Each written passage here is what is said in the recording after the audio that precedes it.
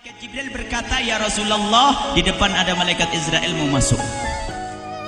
Kata Rasulullah, "Boleh masuk, silakan." Kemudian malaikat Israel mengucapkan salam, dan setelah mengucapkan salam, malaikat Israel menawarkan, "Ya Rasulullah, aku disuruh oleh Allah untuk mencabut nyawamu atau membiarkan engkau." Dalam riwayat, aku disuruh oleh Allah untuk memberikan pilihan kepadamu, al-baqa fid dunya, tetap di dunia, atau ar-rafiqal a'la, atau dengan Allah. Nabi Muhammad menjawab, ar-rafiqal a'la, dengan Allah. Kemudian setelah itu Nabi Muhammad berdoa agar umatnya selamat. Setelah ada jaminan umatnya selamat, malaikat Israel, "Sudahlah, cabut nyawaku kalau memang sudah waktuku." Mulailah Nabi Muhammad dicabut nyawa beliau oleh malaikat Israel. Dan di saat Nabi Muhammad mulai dicabut nyawa beliau oleh malaikat Israel, Nabi Muhammad mengatakan, mahadha, apa ini wahai Israel? Malaikat Israel kemudian menjawab, "Ya Rasulullah, itu adalah sakaratul maut, itu adalah sakitnya di dalam kematian."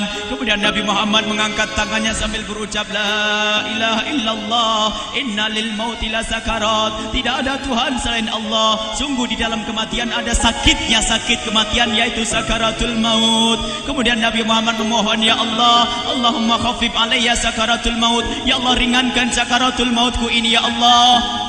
Dijawab oleh malaikat Israel, "Ya Rasulullah, itu sudah aku ringankan 70 kali." Nabi Muhammad menoleh, "Apa malaikat Israel? Sudah kau ringankan 70 kali keringanan?" "Iya ya Rasulullah, sungguh aku tidak pernah mencabut seorang hamba lebih lembut dari cara mencabut nyawamu. Ini sudah aku ringankan 70 kali. Setelah itu justru Nabi Muhammad menangis, "Israel, 70 kali rasanya masih sakit." "Iya ya Rasulullah, memang itu sakaratul maut." "Lalu bagaimana engkau mencabut umatku, wahai Israel?" Allah, yang diingat siapa? Umat. Kalau engkau mencabutku dengan ringan seperti ini masih sakit, bagaimana engkau mencabut umatku, ya Israel? Dijawab oleh malaikat Israel, "Umatmu manusia biasa, ya aku cabut." "Ya Rasulullah, begitu saja." "Ya sudah, begitu habis." Nabi Muhammad menangis. Tiba-tiba Nabi Muhammad mengangkat tangan dan memohon kepada Allah, Allah, inna lil mauti la sakarat, la ilaha illallah, inna lil mauti la sakarat. Sungguh di dalam kematian ada sakaratul maut. Allahumma khaffif ala ummati sakarat maut. Ya Allah, ringankan dari umatku sakaratul maut. Wa thaqqil alayya, dan bebankan kepadaku. Sampai tidak sadar doanya Nabi Muhammad seperti itu. Thaqqil alayya itu doa cinta. Seorang ibu yang pernah punya anak tuh, lihat kalau doa Rasulullah ini masih diragukan. Bagaimana Rasulullah bisa doa begitu? Itu bahasa cinta yang tidak bisa diterjemahkan dengan oleh akal. Seorang ibu kadang-kadang, ibu yang di belakang, ibu mau dikasih sakit oleh Allah? Mau, Bu? Ibu jauh sekali. Ibu mau dikasih sakit? Jawabnya tidak mau. Tapi suatu ketika seorang ibu melihat anaknya sakit, ngomong, "Sudahlah nak, jangan kamu yang sakit, biar ibu yang sakit." Ada atau tidak? Kenapa ngomong begitu? Itu bahasa cinta itu. Tidak rela kalau anak ini sakit, biar aku saja yang sakit. Itu yang dirasakan Rasulullah. Sakaratul maut begitu sakitnya, membayangkan betapa sakitnya umat Nabi Muhammad di saat dicabut nyawa beliau. Maka Rasulullah mengatakan, "Ya Allah, ringankan sakaratul maut dari umatku, bebankan kepadaku saja ya Allah. Wala sawfa yu'tika fatarda." Permintaan Nabi Muhammad tidak ditolak oleh Allah, dikabul dan dikabul, wahai Muhammad. Sallu ala Nabi Muhammad. Dan benar, sakaratul maut kita ditahan oleh Rasulullah, ditanggung oleh Rasulullah, sehingga digambarkan oleh Imam Bukhari di saat Nabi Muhammad dicabut nyawa beliau, Siti Aisyah yang ada di situ. Rasulullah berada di pangkuan Siti Aisyah, yang saat itu Siti Aisyah melihat keringat dingin keluar dari kening Rasulullah. Siti Aisyah tidak pernah melihat keringat keluar seperti itu. Bahkan di saat dipegang kepala Rasulullah, panasnya melebihi dari panasnya orang biasa. Setiap kali ada kain dicelupkan di air, ditempelkan di kening Rasulullah langsung mengering. Saat itu Nabi Muhammad mengucapkan kalimat la ilaha illallah innal mauti lasakarat. Kemudian Nabi Muhammad berpesan dengan banyak pesan, dan di antara pesan Rasulullah adalah akri minni ala ummati salam, akri minni salam ala ummati wa ala man ittaba'ani wa ala man tabi'ani min ila yaumil qiyamati. Aku titip salam kepada umatku dan orang yang mengikutiku sampai hari kiamat. Sadari salam Rasulullah. Sebelum meninggal masih ingat titip salam. Salam kepada siapa? Bukan salam kepada siapa-siapa, tapi salam kepada kita. Maka mari kita mengucapkan salam kepada Rasulullah, karena Rasulullah sudah salam duluan kepada kita. Mari kita sejenak bersalam kepada Rasulullah dan hadirkan Rasulullah ada di mata kita dan di hati kita. Mari kita bersama-sama mengucapkan salam. Assalamualaikum ya Rasulullah. Assalamualaikum ya Rasulullah. Assalamualaikum ya Habiballah. Assalamualaikum ya Nabi Allah. Rasulullah mengucapkan salam untuk kita. Dan di saat itu Rasulullah keringat dingin keluar, maka oleh Siti Aisyah diusap. Oleh Siti Aisyah diusap, bayangkan saat itu Nabi Muhammad di pangkuan Siti Aisyah dan diusap oleh Siti Aisyah. Siti Aisyah berkata, keringat Rasulullah mengucur deras hingga aku usap, dan aku usap dengan tangannya Rasulullah.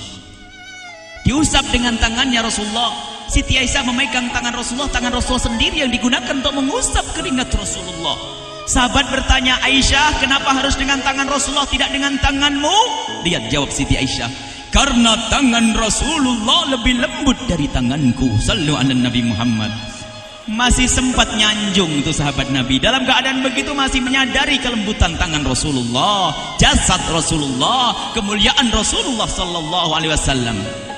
Dan aku lebih menginginkan bahwasanya yang menyentuh jidat Nabi Muhammad adalah tangan yang paling mulia di dunia dan di akhirat. Siti Aisyah enggak berani menyentuhkan.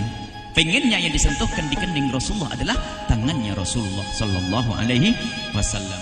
Kemudian setelah itu Nabi Muhammad merasakan sakit yang sangat untuk kita. Kemudian Nabi Muhammad mengangkat tangan tinggi-tinggi mengucapkan la ilaha illallah innal mauti lasakarat. Tiba-tiba tangan itu semakin turun dan ditangkap oleh Siti Aisyah.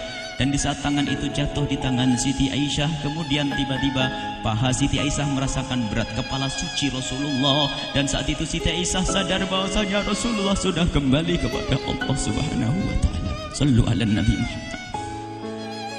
Siti Aisyah bingung di saat melihat seperti itu. Ditaruh pelan-pelan wajah Rasulullah. Sambil menangis lalu berkata, Rasulullah sudah meninggal.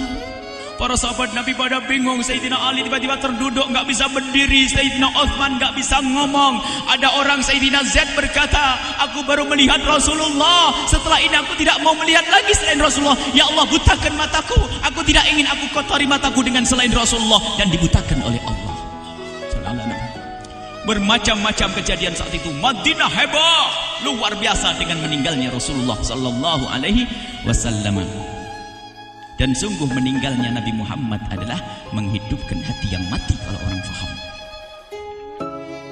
Tiba-tiba Sayyidina Abu Bakar datang. Setelah Sayyidina Umar mengatakan, siapa yang mengatakan Muhammad meninggal akan aku penggal lehernya. Jangan seperti orang-orang Nabi Muhammad sekarang lagi pergi seperti waktu Musa pergi kepada Tuhannya, kepada Allah, nanti akan kembali kepada kita. Muhammad belum meninggal. Ini adalah karena kecintaan Sayyidina Umar bin Khattab, tidak ingin Nabi Muhammad pergi. Tiba-tiba datang Sayyidina Abu Bakar As-Siddiq lalu masuk ke kamarnya Rasulullah, lalu masuk kepada Rasulullah, kemudian mengecup kening Rasulullah. Dan Sayyidina Abu Bakar berkata, ya Rasulullah, tibta hayyan wa mayyita. Ya Rasulullah, engkau tetap harum dalam keadaan hidup dan harum setelah meninggal dunia. Sallu ala Nabi Muhammad. Hingga sampai setelah hari besoknya meninggal Rasulullah, Senin sore, Selasa malam, Rabu dikubur Rasulullah sallallahu alaihi wasallam. Setelah dikubur, Sayyidat Fatimah bertanya kepada Sayyidina Abdullah ibn Abbas, Sayyidina Anas, wahai Anas, hai Anas, sambil menangis Sayyidat Fatimah Zahra, hai Anas, bagaimana engkau tega? Atabat anfusukum antahtu ra'sa Rasulillah. Apakah engkau rela menaburkan debu di atas kepala Rasulullah? Sayyidina Anas menangis kaget, ya wahai binta Rasulullah, kalau kami tidak dilupakan oleh Allah, niscaya tidak ada yang bisa mengubur Rasulullah. Jadi saat itu dilupakan oleh Allah, sehingga mereka tidak menyadari melakukan itu semua. Kalau mereka sadar, tidak akan bisa mengubur Rasulullah sallallahu alaihi wasallam. Ini yang diungkapkan oleh Sayyidina Anas, kalau seandainya kami tidak dilupakan oleh Allah, niscaya kami tidak akan mampu mengubur Rasulullah sallallahu alaihi wasallam. Kami yang hadir di sini, ya Allah, ingin senantiasa hadir di hati kami kekasih-Mu Nabi Muhammad. Maka kami mohon, ya Allah, jadikan kekasih-Mu Nabi Muhammad yang akan, ya Allah, yang akan mendampingi kami kelak saat Kau cabut nyawa kami, seperti yang Kau wahyukan kepada kekasih-Mu Nabi Muhammad. Wa absyiru bil jannati, semua hamba yang beriman akan menyaksikan surga, ya di saat dicabut nyawa mereka. Dan surga, di tempat surga itu yang paling mulia adalah Nabi Muhammad. Maka kami mohon, ya Allah, saat Kau cabut nyawa kami, ya Allah, hadirkan Nabi Muhammad di hati kami, ya Allah. Dan kami mohon, ya Allah, saat di alam barzah nanti, ya Allah, saat yang sangat mengerikan itu, ya Allah, kami mohon hadirkan kekasih-Mu Nabi Muhammad, sehingga kami tidak takut dan gentar lagi dengan malaikat mungkar nakir. Dan ya Allah, kami mohon di saat di padang mahsyar nanti, ya Allah, hadirkan kekasih-Mu Nabi Muhammad. Jadikanlah kekasih-Mu Nabi Muhammad yang akan menemani kami dan akan membonceng kami, membawa kami ke telaga Kausar. Lalu kami diberi air minum dari air telaga Kausar hingga kami tidak akan haus selama-lamanya. Ya Allah, jadikan kekasih-Mu Nabi Muhammad yang akan menemani kami di saat kami menyeberang Siratal Mustaqim hingga kami tidak akan terjerumus ke neraka Jahanam. Dan jadikan kekasih-Mu Nabi Muhammad yang akan kami saksikan setiap saat di surga-Mu, ya Allah. Ya Allah, jadikan kekasih-Mu Nabi Muhammad yang senantiasa, ya Allah, kami lihat kelak di surga. Dan jadikan ucapan kami di akhir hayat kami kelak adalah, ya Allah, adalah kalimat agung dan mulia, La ilaha illallah Muhammadur Rasulullah. La ilaha illallah Muhammadur Rasulullah. La ilaha illallah.